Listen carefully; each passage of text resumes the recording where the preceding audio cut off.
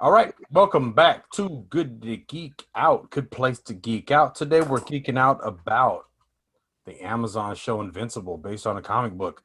Episode 4, called Neil Armstrong, Eat Your Heart Out. Editor, coming out of San Antonio, Texas. What up, fellas? Let's do this. Hey, Greg, aka Rudica's West Hills, Cali. What's good?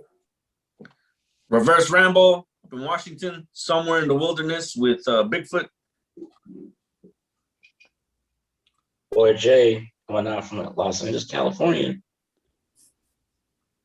Sure.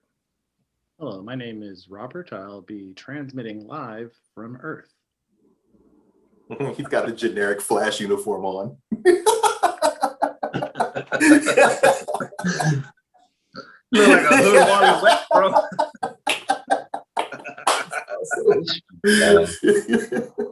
Okay, Rex Explode, relax. Oh, right. Yeah, a little bit.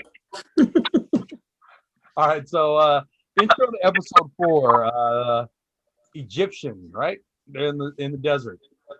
Someone want to start this off except for me? Y'all know I love the father-son bonding time. Just dope. Wish I could just go fly over the pyramids with my son, giving some life lessons. We skirt out. It's pretty dope to me. That was very Indiana Jones like. Yeah, I agree. It was a little less impactful, I think, than the other opens, but it was I don't know. You know what it felt like some Hawkman stuff. And the name, I was thinking it was K-Hor. Felt like, felt very Hawkman. If that's Well, and again, I think that it goes back to what we were talking about last episode, where they do these homages to, like, that transition from pulp to like Doc Brass, like, like that turn of the century post-colonial imperialism, pseudo white fantasy Tarzan stuff that ends up happening. Dances with the Wolves, whatever your reference point might be.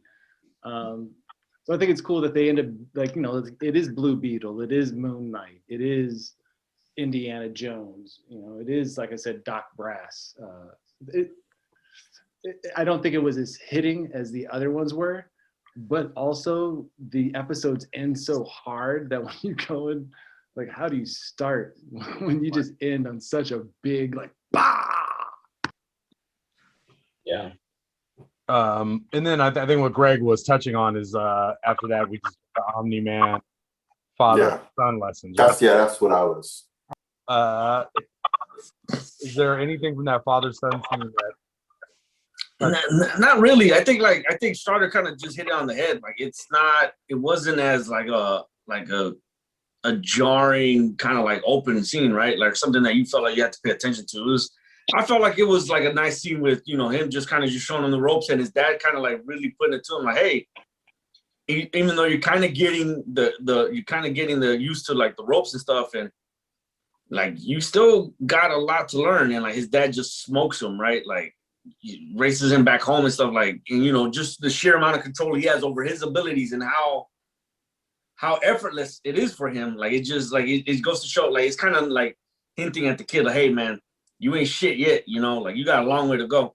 That's kind of like the main thing I took away from it. Like he's still hinting, like I feel like this show is maybe building up to a confrontation between the two. At one point they might trade fists, and it's kind of just showing, like, hey, this kid is not up to do snuff yet. Like he's not up there with his dad yet. So He ain't ready yet. No, for sure. Nah, but like once you said that, it reminded me of my dad playing my brother and myself in basketball, and even though he has no skills at all, just doing the cholo back down. We were like half his size, and then just doing my move. Shot. Yeah, right? that fucking hook shot, bro, is a killer. You can't make that in real life. And it's funny because like this weekend, and side note, like we went to go like a driving range, like golf. I've never fucking played golf in my life, bro. My son, he's like, bro, how the fuck are you doing this? Like, I don't fucking get it. You've never done this. And I'm like hitting them accurately and shit, like far. And I was like, I don't know, dog. Like even like at 19, I'm still smoking my kid at some shit, So I guess the father-son thing wasn't like you said, as impactful as before. But we do get Debbie, the mom, being able to handle her time alone. And I think this is where we kind of see her starting to sip on wine a little bit than we have before. because she's starting to suspect things and starts doing her investigation. And you would think she's investigating other things about him, about Omni-Man, but her first instinct is to check on her source of curiosity, which would be Darkblood, which totally makes sense. And then everything we see is kind of reflecting that he's trying to solve crime to stay out of hell. So basically, it's not in his benefit to lie ever. He's just trying to get to the truth, which is kind of weird for a demon, but it makes sense. But I dig the confrontation between Nolan and Darkblood. You know, they kind of hinted at the end of, huh? Are we there yet? Yeah, that was this episode. Oh, when he's threatening him. Yeah, well, I mean, yeah, Omni-Man, right? Like he goes and talks to Darkblood, right? That happened this episode. Yeah, like when because they hinted at the end of the other one where he was in the room and he exhaled. So, like, you know, I just think that, like, you know, one wonders, like, why doesn't he just fuck him up? And there's something, because he's not Homelander. no, but there's something there about like like something's up with this demon. Either he's super powerful or he's immortal, or there's something up, because even to sneak into his office, he floated in. He didn't walk in. He didn't run in. He didn't do anything. He floated in. If you see the scene when he floats out too, like he's not on the ground. So I just feel like there's something. There's just something that they're not saying yet, right? Like about the power of Darkblood or him being a demon. Like they're not touching on yet. I just kind of found that kind of interesting. I mean, the best part of that scene is Omni-Man cursing, right? Go fuck yourself. Yeah, Darkblood. yeah. That's Like not. he really got under his fucking skin, man. Like I love that part. Like he really showed frustration.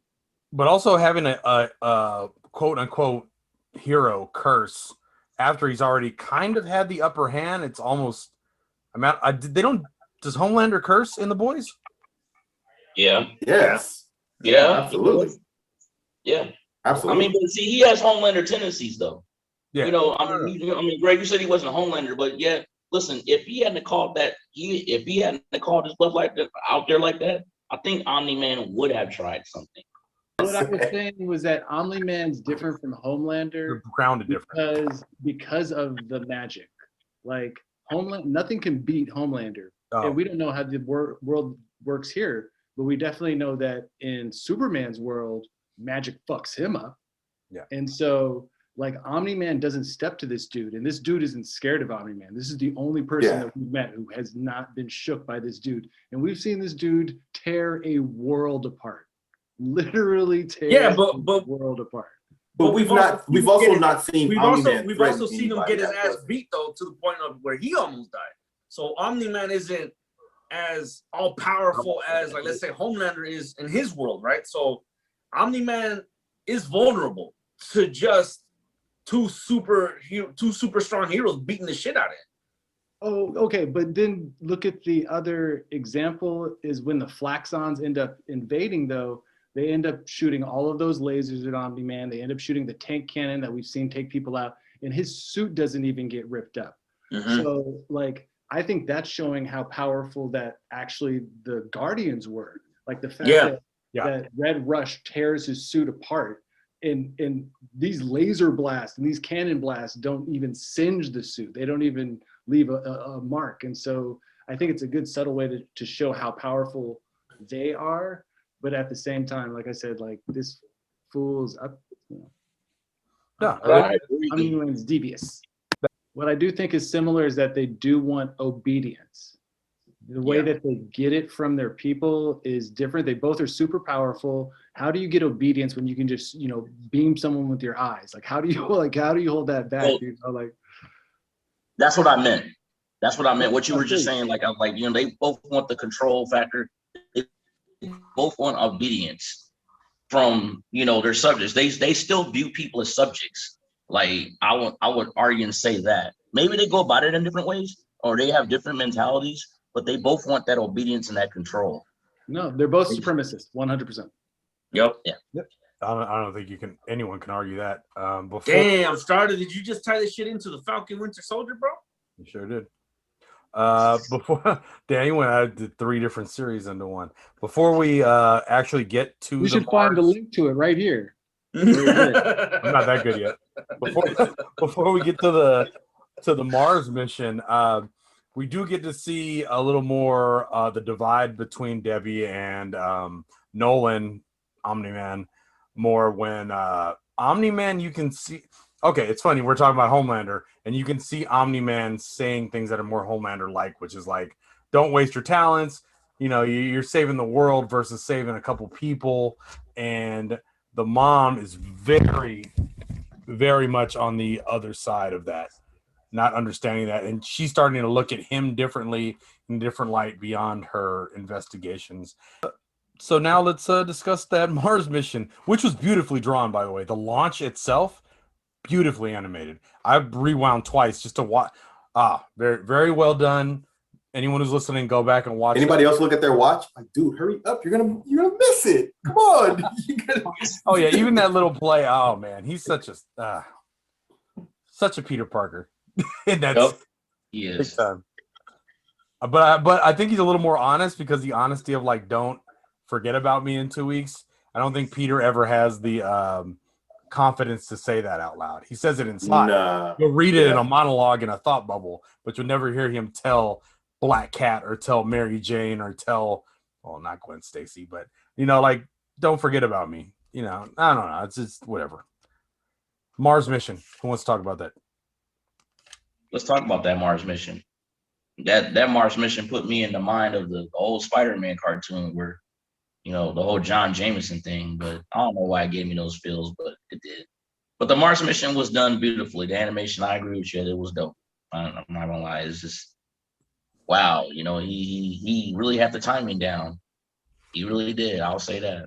But I mean, it's also funny, like how he's also kind of displaying that same arrogance that Omni-Man has, right? Like when talking to the Martian Emperor, bro, like he's just talking to him like some dude, like, bro, you're on their planet, and like you're talking to him like, I'm just gonna go ahead and get, like, you're not, like, no respect whatsoever. Like that's a hint at, like, well, I mean, that clearly he's still a teenager, a powerful one, but it's also like arrogant, like, like his fucking dad, but like more so than his dad. His dad's more low key about it. I And think like, it's blind I just thought that was fun. Like, I just thought that was kind of cool, but like obnoxious too, So Yeah, because like, Invincible actually has a human element to him. I remember. I mean, yeah, that's that's pure what Viltron. blind arrogance. I don't think he knew. You're right. You're right, Rambo. I don't think he knew he was doing it. I think he was just like, hey, man, because he has a bit of innocence about him. Yeah, he's a teenager, yeah. man. I didn't take it as like a full on, like, intentional. It's just, I think what I liked about it was that it did remind me of Parker, but it's also like, I couldn't help but like notice that it was kind of more arrogant, like his dad too. Like because he's on their planet, bro. I was just like, it was just uneasy about it. I think also like the dichotomy of him on this mission and then his mom and dad going to France on their mission, and it's kind of like these two little similar things going on at the same time, but one is way more controlled than the other. And like, you would think that the wife would be more suspicious of the husband, and that would be harder to curtail than this guy on a mission to Mars who's invulnerable and there's no one there, and all you got to do is follow the ship, make sure it gets back well. But that, this show flips everything on its ear any chance it gets, and boom, we get that right there. It's crazy to me as I'm watching this, and I'm trying to figure out who's in a worse situation. Invincible's on a planet where the Martians distrust him and threaten to kill like the people he was sent there to protect. Or this dude is in France trying to please his wife who's suspicious of him and low-key upset. And it's like, I think I'd rather be on Mars. Hell yeah. Hell yeah. Men are from Mars, buddy. Then you got those things where they take over your body. I forgot what they call them, but that snuck on board. I mean, well, they took over one of the dudes. The Sequids. The Sequids. Yeah, one of the Sequids took over one of the astronauts that was there, and he got left behind. But then one of the Martians stowed away on the damn ship. Yeah. So it's just like, it's a catch-22 because he failed his mission. His dad, he absolutely failed the mission. He failed it, but see, that's the thing though. It's like, he went on that mission and it was just like, he wasn't really even supposed to go on that mission. Right. I feel like he's given responsibilities that he's not ready for. Like he's been thrown into the fire, like learn on the go.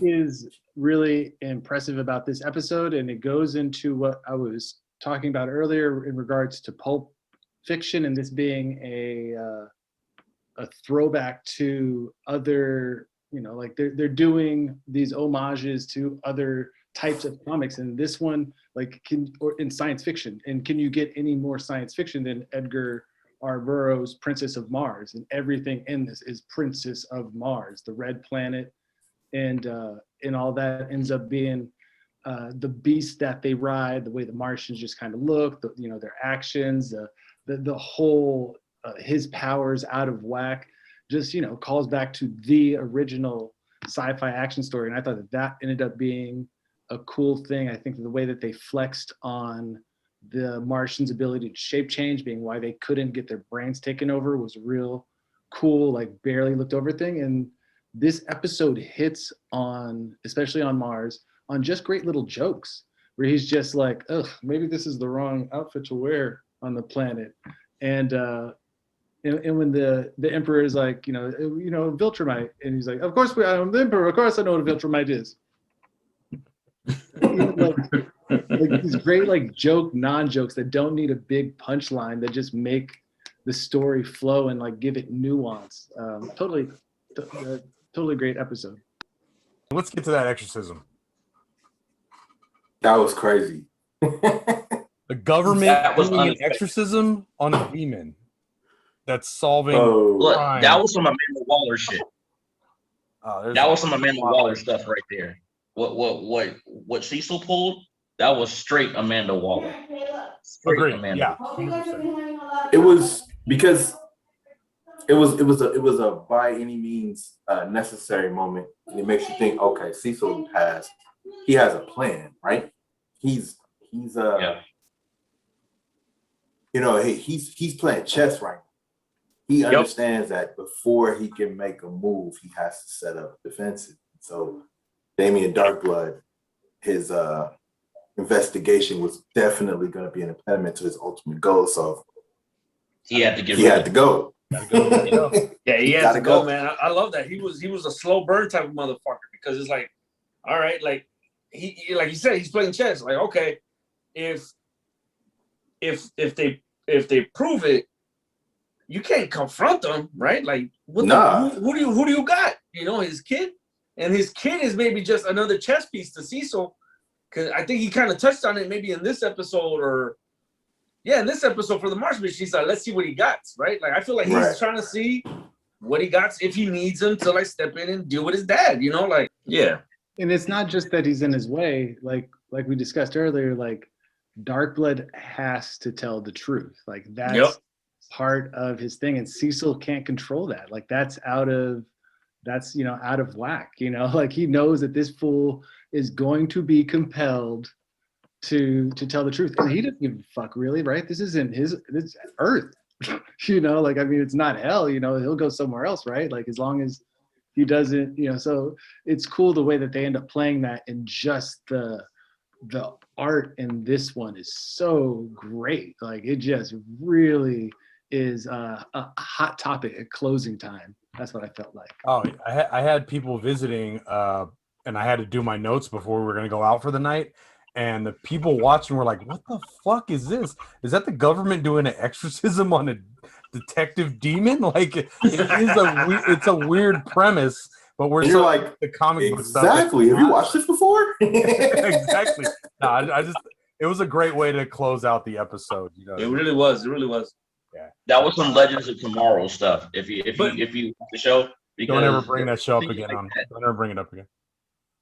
Oh, okay, all right, fine. Unless it's season one or it really does show how much resources that organization has too, right? Like, they fucking put together this fucking ancient scroll to get rid of this fucker. Jay, if you ever bring up that show again, I'll put Bebo over your face for your whole entire. Damn, is that bad? Is that? I was just bringing up a Constantine example, bro, because they did. I just fucking. But Bebo was terrible. All right, I can't wait for that. AKA Bebo. Bebo loves you. Coming out of San Antonio Texas, can't wait for the next episode. It is hurts my chest to talk about it. This is Boba Fresh coming out of San Francisco. I don't watch the episode until an hour before we record, so I don't know what's gonna happen. God damn, Rob, how can you stand that shit? You are a patient man. This is a reverse ramble out from Washington.